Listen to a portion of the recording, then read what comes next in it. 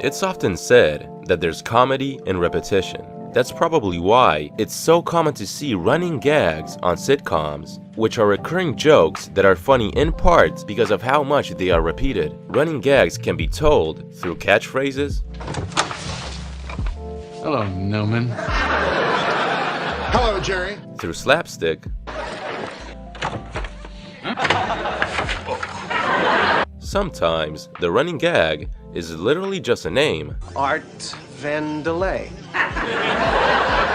Art Vandelay? Since I'm a stereotypical comic book enthusiast, one of my personal favorite running gags in a sitcom are the constant references to Superman in Seinfeld. From the Superman statue and fridge magnet that appeared in dozens of episodes, a number of comics, the Justice League poster in George's bedroom, there were just a lot of Superman jokes and references on the show. And that's because co-creator Jerry Seinfeld is a big Superman fan, both in real life and in the show. He's been making Superman jokes ever since he started doing stand-up way before having his own TV show. I wanted one thing from Jimmy Olsen, one simple little thing he could never do it. Could never figure out Superman's secret identity. Could never put the two together that Kent and Superman is the same guy. Well, of course, a pair of glasses is a dynamite disguise. And that's probably why Superman's inclusion into the show felt so natural and organic rather than feeling forced. You can truly tell that Jerry Seinfeld is genuinely a big Superman and comic book fan. Beyond that, during Seinfeld, there were even mentions to characters like Plastic Man, Green Arrow, and Green Lantern. And given that this show was made during the early 90s, these characters were not that popular or mainstream at all back then. They were not that well known. But Jerry Seinfeld still knew about them because he truly grew up reading comics. So okay, we figured out why Superman was included into the show. Jerry Seinfeld is a huge fan of the character, and when he got his own series based on his life as a stand-up comic, they included Superman jokes into the series because Seinfeld was already making Superman jokes during his stand-up. But one has to wonder, why are Superman jokes funny, and why do they work? Well, in my opinion, the specific way in which Seinfeld approaches making fun of Superman complements the entire comedy style of the show in general. Seinfeld is often described as a show about nothing, something that was even said in the show itself. But if you've actually seen Seinfeld, you know that's not entirely true. The series is best described as a show about how a stand-up comic gets his material from everyday, mundane life experiences. That's why Jerry Seinfeld's stand-up is often described as observational humor, which are basically jokes about finding humor in common shared experiences from everyday life, making comedic remarks and insights about stuff that might seem trivial or insignificant, like waiting for a table to be available at a restaurant, getting lost in a parking lot, or pitching a show to NBC. One of the earliest Superman jokes from the show happened in its very first season, where Jerry and George are sitting at the coffee shop and they start discussing about whether Superman has a good sense of humor.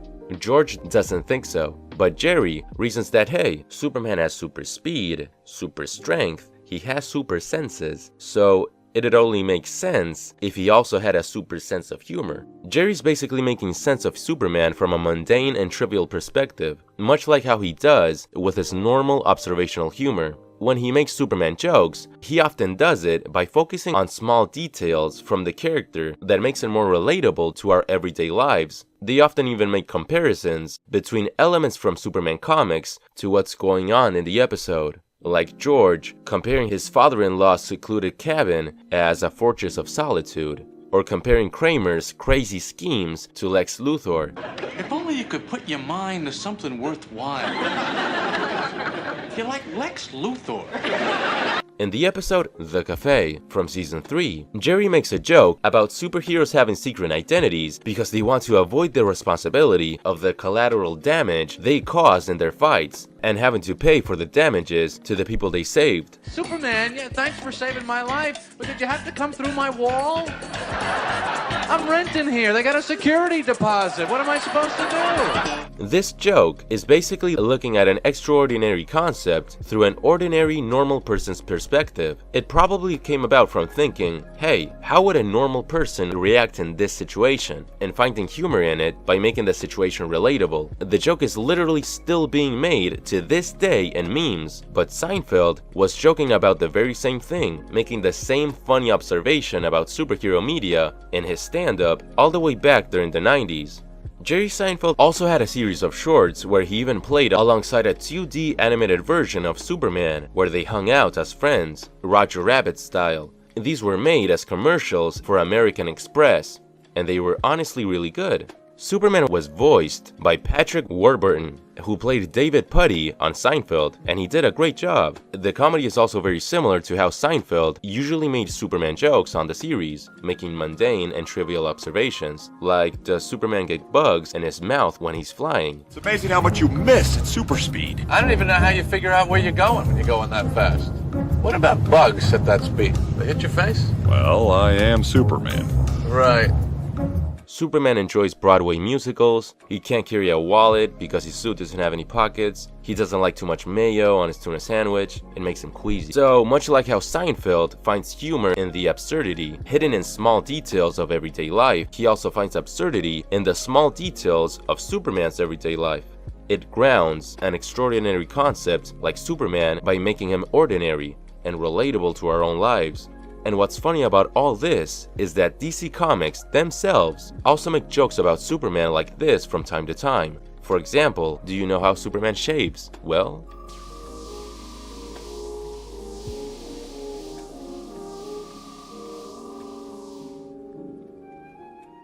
that little scene was a funny way of showing how Superman handles a mundane detail from his life, and it really does have the same vibe as the Superman jokes from Seinfeld.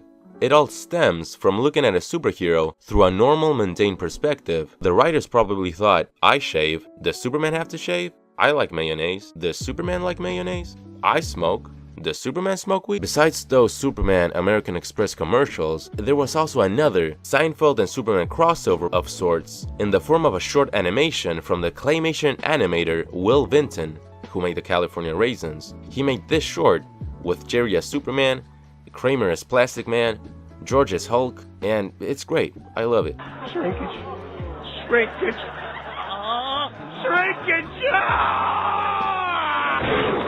Peter Millman is a writer who worked on Seinfeld, and in 2013, he wrote an article for Parade.com where he said that including Superman references into the show worked so well in large part because having such a righteous and moral character contrasts with how immoral the main characters in Seinfeld are. And it's funny because Jerry isn't really that much of a good person, but his favorite character is Superman. To quote the article, Superman was devoted to truth, justice, and the American way. The Seinfeld characters were devoted to lying, cheating, and getting their own way. And while I do admit that this contrast in morals, it does give the Superman jokes a hint of irony, and it adds to the humor, I think that the reason why these jokes are funny is much simpler than that. What all of these Superman jokes have in common is that they pretty much stem from the writer putting himself in Superman's shoes and relating their mundane, regular day-to-day normal experiences to Superman, bringing humor by focusing on small details, just like Seinfeld did with its comedy in general. So the next time you're eating a tuna sandwich with mayo, or you're shaving in the bathroom, just ask yourself, how would he do it? What would Superman do? I can tell you what Superman probably wouldn't do. He probably wouldn't date a 17-year-old girl when he's a 38-year-old man, man. Come on, man. Come on, bro. What the f?